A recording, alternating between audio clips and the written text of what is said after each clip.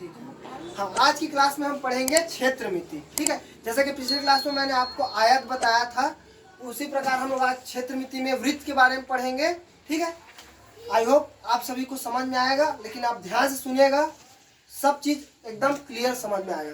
देखिए, ये है वृत्त। वृत्त किसे बोलते हैं? जैसे एक बिंदु और दो बिंदु को मिलाकर एक रेखा बनेगा, तो उसमें एक बिंदु को स्थिर रखना है। क्या करना है आपको? एक बिंदु को स्थिर रखना है और दूसरे बिंदु को घुमाना है 360 अंश। तो जो आकृति बनेगा वही वृत्त कहलाएगा। ठीक है, तो वृत्त में कुछ बातों का ध्यान रखना पड़ता है, उसको ध्यान से समझिए।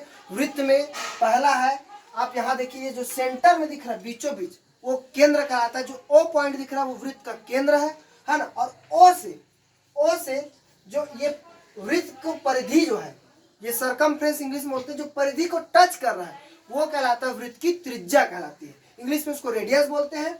और अगर कोई लाइन सेंटर से यानी केंद्र से पास हो, केंद्र से होकर जाए, ये परिधि है ए, फिर केंद्र पर ओ, फिर ओ, ये पूरा बी, ये पूरा जा रहा है, तो ये कहलाता है व्यास कहलाता है। अगर कोई रेखा केंद्र से होकर जाए, वृत्त के केंद्र से होकर जाए, तभी वह व्यास कहलाएगा, अन्यथा उसे जीवा कहेंगे। जैसे कि ये देखिए, सी से डी, लेकिन ये केंद्र से नहीं जा रहा है, ये रेखा केंद्र से नहीं जा रहा है, इसलिए इसको जीवा बोलेंगे। इंग्लिश में से कॉर्ड कहते हैं, और व्यास को इंग्लिश में डायमीटर कहते हैं। ठीक है, जैसे ए बी क्या है? वृत्त का व्यास है, और सी डी वृत्त का जीवा है। ठीक है, अब देखिए, अगर मैं ए पॉइंट पर खड़ा हूं, ठीक है, और ए पॉइंट से पूरा एक राउंड घूम के फिर मैं ए के पास आ गया, तो वो वृत्त की परिधि कहलाएगा। क्या कहलाएगा? वृत्त की परिधि, मतलब उसे सरकमफ्रेंस कहते हैं, यानी कि वृत्त की परिधि कहते हैं। उसके चारों ओर की लंबाई, वृत्त के जो बाहरी ओर की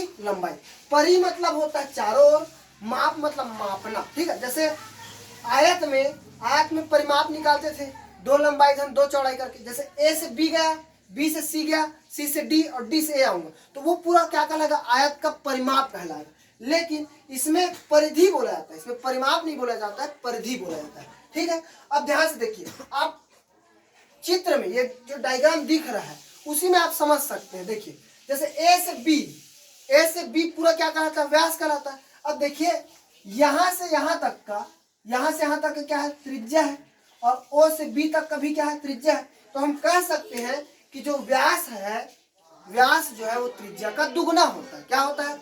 व्यास जो है वह त्रिज्या का 2 गुना होता है। किसका 2 गुना होता है? त्रिज्या का 2 गुना होता है, इसको याद रखिएगा।